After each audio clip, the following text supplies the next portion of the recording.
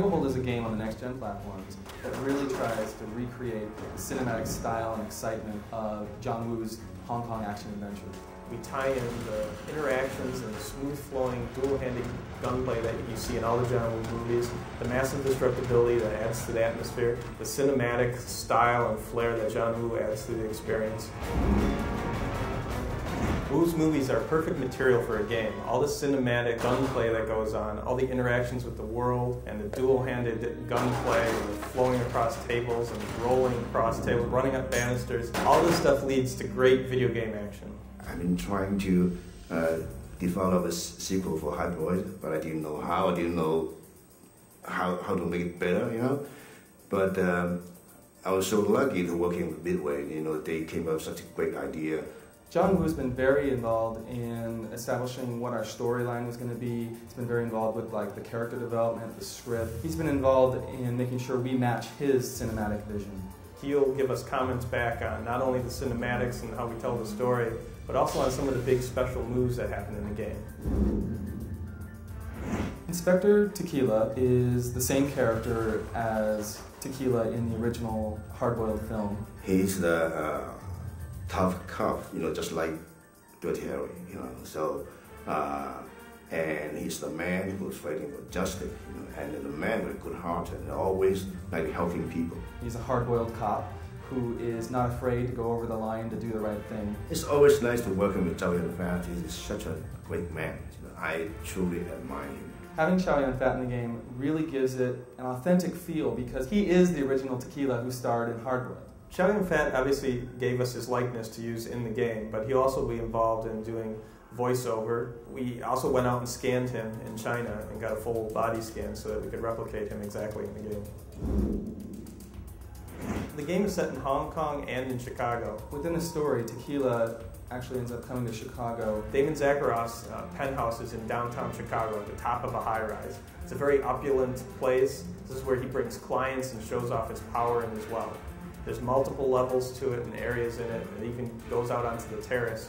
You'll be battling throughout this whole environment. Chicago has a lot of museums, and so we wanted to have an environment that sort of reflected that. So we have a very interesting museum environment with lots of massive destructibility, like dinosaur bones. It has a totem pole exhibit, and it has this Asian exhibit with all the terracotta warriors. So it's just an incredible place to do a battle. The marketplace lines up to the tea house, and this is the adventure that the player will go through to get to the tea house. And the marketplace is great because it's full of tons of objects that during the battle, with all the massive destructibility, will be an incredible experience of things exploding and flying through the air. The Mega Restaurant is actually a giant restaurant on a boat. In real life, it's sort of a tourist trap, but in our game, we've sort of made it a little bit more upscale, and it's one of the places where you'll encounter Chinese gangs and their boss.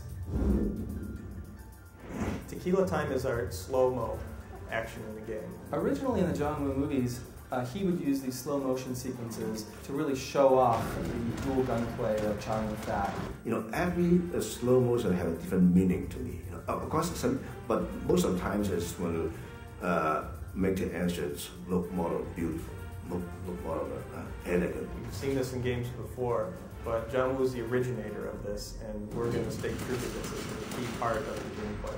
Basically, the game goes into slow speed. The player controlling Tequila actually gets to aim and target enemies and shoot enemies as if it was real time. So Tequila has this natural ability that's beyond the enemies in the game. Massive destructibility is a key to the cinematic feel of Stranglehold. It really brings across the John Woo Hong Kong action film in the middle of a battle, shooting up everything in the environment, flying stuff in the air, debris, stuff crashing and breaking all in front of you. In Stranglehold, you may get behind a pillar and have a bunch of enemies firing at you, and the enemy bullets will actually chip away at the pillar until it takes your cover away. So Massive D is not only just like a cool thing to have in the game, but it also adds to the gameplay. It's part of the fundamental gameplay of the game. And one of the key things to massive destructibility is the fact that it stays in the environment. Nothing fades away, nothing goes away over time.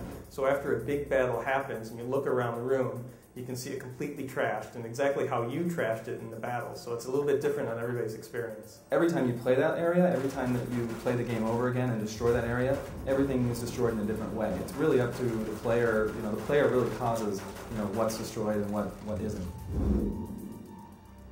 this game will give everyone such a great opportunity to be in a genre film or to make a genre film.